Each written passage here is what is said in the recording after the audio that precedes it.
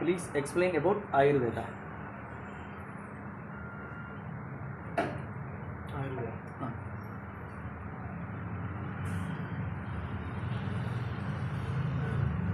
देखो, ये आयुर्वेदिक उपचार पद्धति है और उपचार पद्धति से भी ज़्यादा ये आपको प्रकृति से जोड़ता है। वास्तव में आपके शरीर, मन, स्वास्थ्य, आयु, इसका सीधा संबंध प्रकृति से है। जब तक आप इस प्रकृति से, इस सृष्टि से तालमेल बना के रखते हो, संतुलन बना के रखते हो, तब तक आपका शरीर, आपका मन, आपकी बुद्धि, आपका स्वास्थ्य, आपका आरोग्य और आपकी आयु प्रकृति के साथ तालमेल बनाने से अच्छी रहती है, बढ़ती है, इसमें वृद्धि होती है। ये आयुर्वेदिक ऐसा शास्त्र है जो आपको हर प्रकार से प्रकृति से जोड़ता है। इस सृष्टि के निर्माण से पहले ब्रह्म तत्व एक 5 मुख्य तत्वों में विभाजित हो गया। पृथ्वी, अग्नि, जल, वायु और आकाश। इन 5 तत्व में ब्रह्म विभाजित हो गया। यहाँ पर ऐसे कोई चीज़ नहीं है जो पंच तत्व से अलग है। ये आपके बॉडी अल्सो पंच तत्व का ही है। पंच तत्व से यहाँ पर हर एक घटक, हर एक वस्तु बनी है। और इस पंच तत्वों से जब इस मनुष्य के देह का निर्माण हुआ, तब ये पंच तत्व व्यक्ति के शरीर के भीतर 3 जीवन शक्ति के रूप में स्थिर हो गया। जैसे वायु और आकाश व्यक्ति के शरीर में वात रूप में स्थापित हो गया है, स्थिर हो गया है वात के रूप में। जो अग्नि तत्व है वो पित्त के रूप में व्यक्ति के शरीर में स्थिर हो गया है। और उसके बाद वायु और पृथ्वी ये व्यक्ति के भीतर कफ के रूप में स्थिर हो चुका है। ये जो 3 तत्व है, वात, पित्त और कफ, इनका संतुलन हमेशा बनाए रखना आवश्यक होता है। आपके वर्तन के कारण, कुछ वातावरण के बदल के कारण, या आपके प्रकृति के साथ या सृष्टि के साथ तालमेल न होना, असंतुलन होना, या प्रकृति के खिलाफ आपके वर्तन, आपके कर्म, इसके कारण जब इन 3 तत्व में दोष उत्पन्न होता है, उसी समय आपका शरीर बिगड़ता है, स्वास्थ्य बिगड़ता है, आरोग्य बिगड़ता है।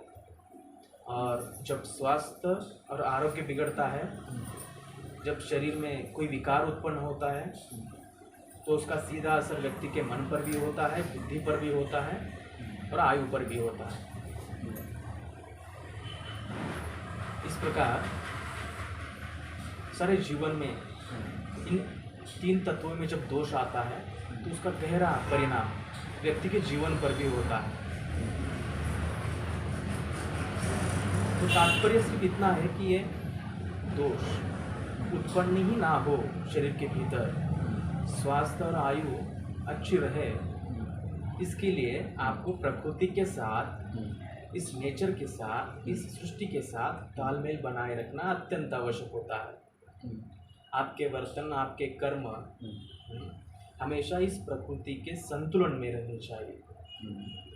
जब तक आप अपने जीवन में इस प्रकृति से संतुलन नहीं बनाए रखते हो, तब तक आपका स्वास्थ्य, आपका जीवन, आपका शरीर और आपका मन भी, क्योंकि जब तक शरीर स्वस्थ नहीं है तब तक मन भी स्वस्थ नहीं हो सकता।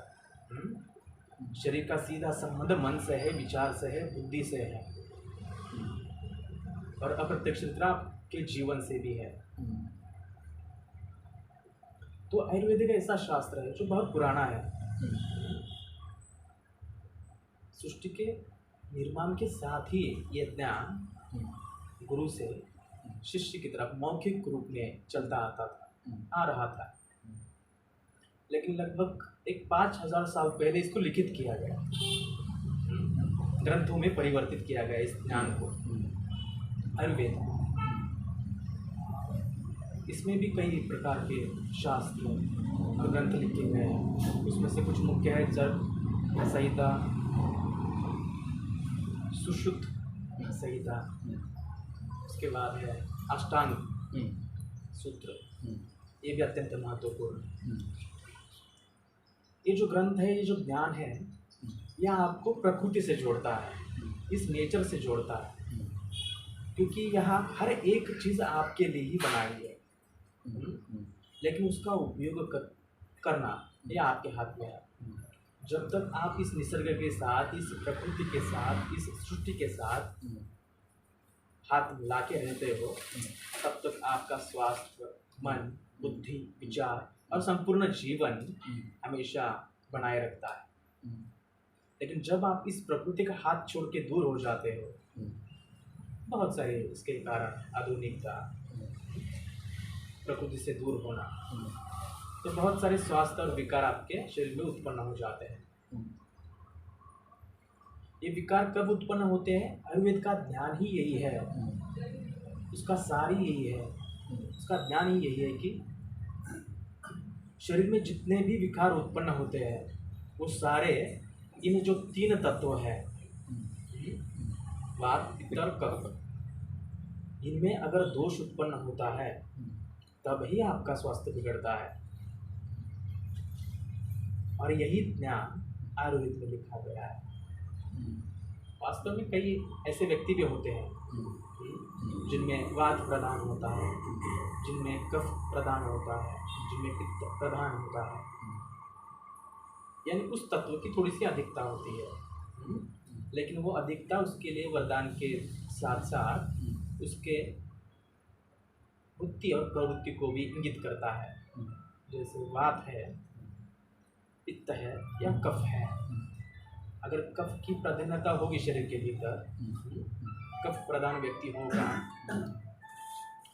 तो वास्तविक उसमें एक जड़त्व आ जाता है, उसमें वेट ज़्यादा होता है। हाँ, कफ प्रधान व्यक्ति की विशेषता ये भी है कि उसका पाचन अन्य की तुलना में थोड़ा कम होता है और उनकी याददाश्त बहुत तेज होती है। वायु और पृथ्वी तत्व कफ में स्थिर होने के कारण वो भावनात्मक रूप से बहुत स्थिर होते हैं। इस प्रकार हर एक तत्व का अपना अपना महत्व है। थोड़े अधिक मात्रा में होते हैं, उसका सीधा प्रभाव व्यक्ति के स्वभाव, बुद्धि, कर्म, विचार और मन पर होता है और शरीर पर भी होता है।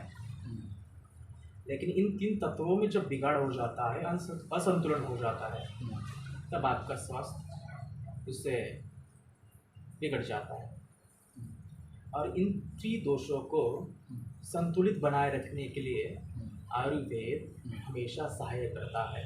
ये आपको फिर से प्रकृति के साथ जोड़ता है, प्रकृति के साथ तालमेल बनाए रखने के लिए प्रेरित करता है, क्योंकि हर एक चीज़ यहाँ पर उपलब्ध है, हर एक वनस्पति इसमें उपयोग की गई है, हर एक वनस्पति का उपयोग है। यहाँ ऐसी कोई चीज़ नहीं जो निरर्थक है, जो व्यर्थ है। इसका उपयोग स्वर्गलोक में भी होता है। धन्वंतरी जो आयुर्वेद की देवता है, अश्विनी कुमार जो देवताओं के वैद्य है, ये इसी ज्ञान के आधार पर उपचार पद्धति अवलंबित करते हैं। और ये ज्ञान ऋषि मुनियों के द्वारा इस सृष्टि में स्थापित हुआ है ग्रंथों के रूप में। चरक संहिता, सुश्रुत संहिता और अष्टांग सूत्र, ये मुख्य ग्रंथ है। What is the, how to balance the Vata with Kapha? What is the easy medicine you are taking in daily life?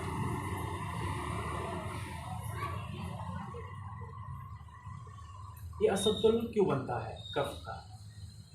किस कारण से होता है? जब आप दैनंदिन दिनचर्या में कुछ परिवर्तन लाते हो, तब होता है। इसका आधिक्य होता है, उसकी कमतरता होती है। कमतरता से कोई फर्क नहीं पड़ता है, लेकिन जब कफ का आधिक्य होता है तो विकार चढ़ जाता है। इसको नियंत्रित करने के बहुत सारे मार्ग भी है, आयुर्वेद से जुड़े हैं। कफ, वायु और पृथ्वी इन तत्वों को दिखाता है। वायु और पृथ्वी को संतुलित करने के लिए ऐसे बहुत सारे वनस्पति यहाँ पर मौजूद है।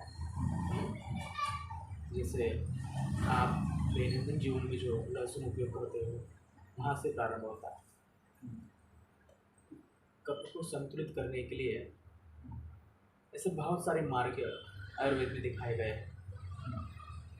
सबसे महत्वपूर्ण होता है कि आपका इस प्रकृति से संतुलन बनाए। एक कफ का आधिक्य क्यों होता है? क्या आपकी दैनंदिन जीवन शैली प्रकृति के अनुरूप है? जब आप घर से बाहर निकलते हो तभी से आरंभ होता है प्रदूषण। क्या ये प्रकृति से संतुलन बनाए रखने का चिन्ह है? जिस प्रकार का जल आप प्राशन करते हो, क्या वो प्रकृति से तालमेल रखता है?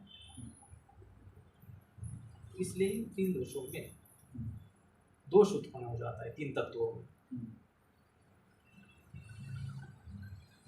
लेकिन इनका संतुलन बनाए रखना बहुत आसान है। आवश्यक है आपको प्रकृति के साथ रहना चाहिए। सृष्टि में जो निसर्ग है, नेचर है, तो पेड़ पौधे हैं, उनका सानिध्य आवश्यक है।